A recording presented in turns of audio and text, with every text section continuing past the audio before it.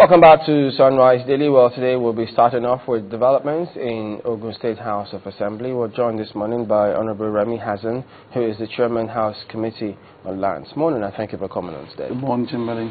Well, yeah, it was actually surprising to a lot of people, even though we'll talk about the most recent action. But first of all, when it happened on the floor of the House, people couldn't just understand it. It looked as though it came up from the blues, but we suspect that it had been going on for a while, or was it just that single day? Different versions in the news, actually. What happened? Thank you very much, and good morning, Nigerians.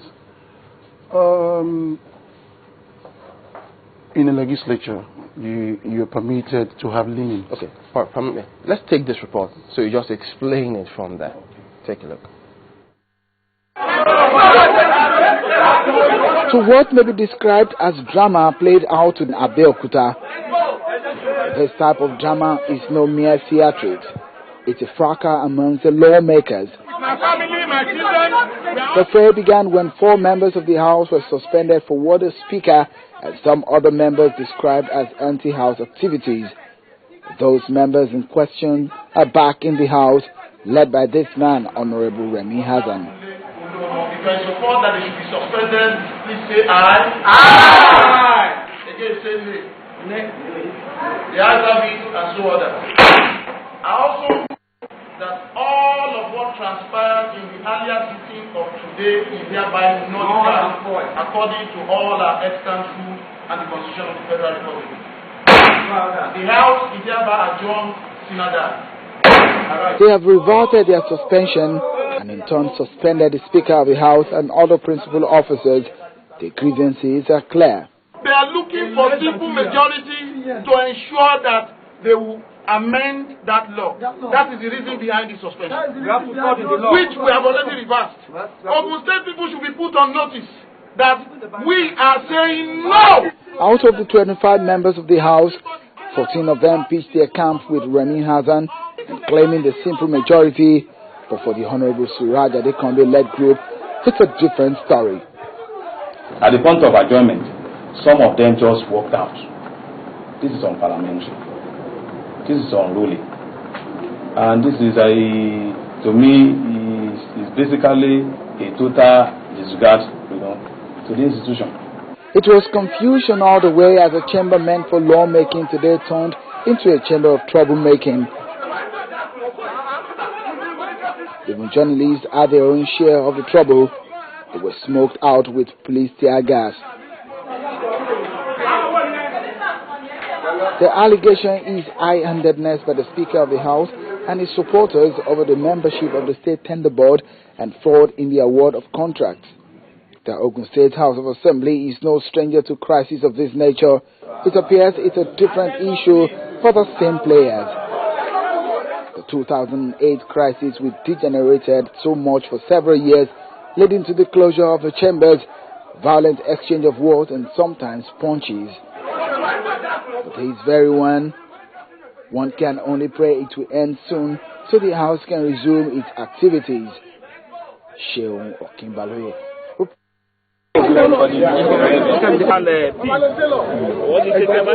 There has always been peace, really. The only thing I want to say is to apologize on their behalf to the good people of Ogun State and to all lovers of democracy. This is Ogun State, the home of the Awolowo, the home of Obasanjo, the whole of Soyinka, of so many of these giants.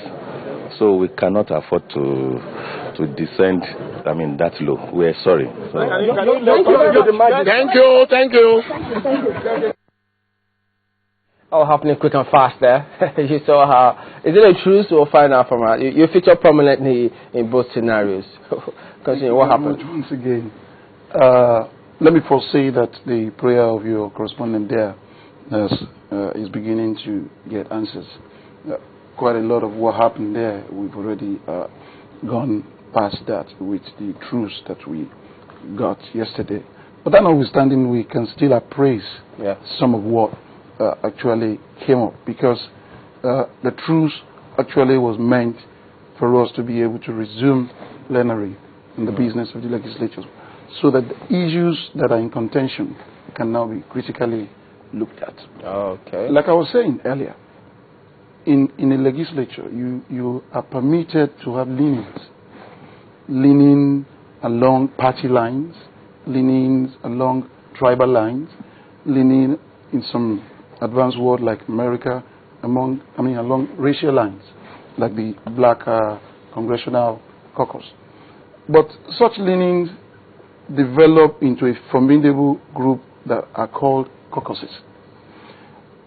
The onus now is on the leadership to ensure that all of the caucuses that exist, one way or the other, he is directly or indirectly connected to all of them, so that those caucuses don't grow into factions.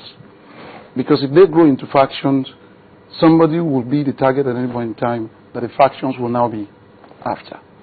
Unfortunately, that is what played out in our own case. We had issues.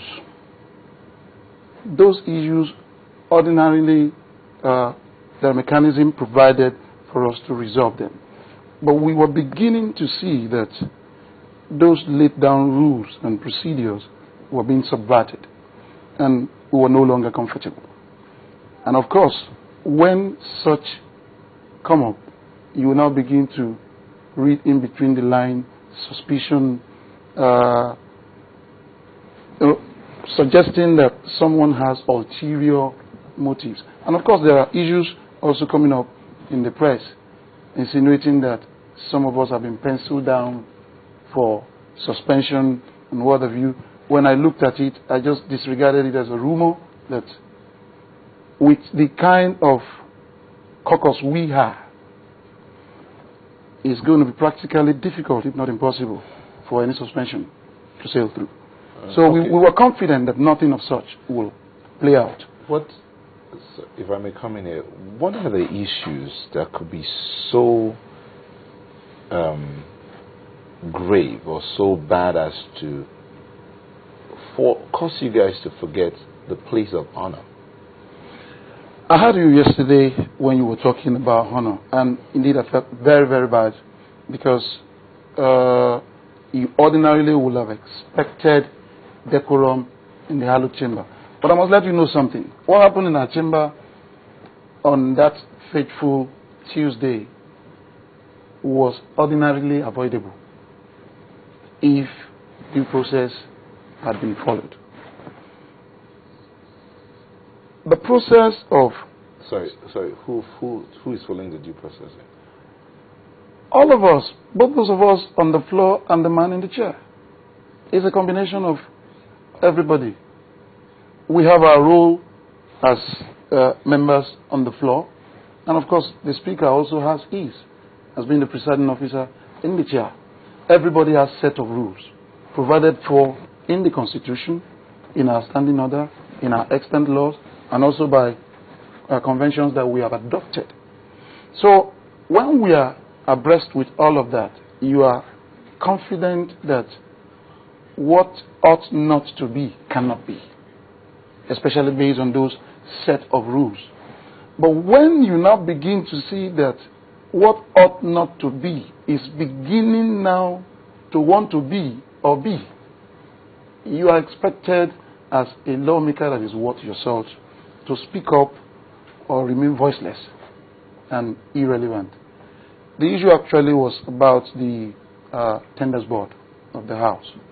We had it not before. What we've been operating with was our fund management committee.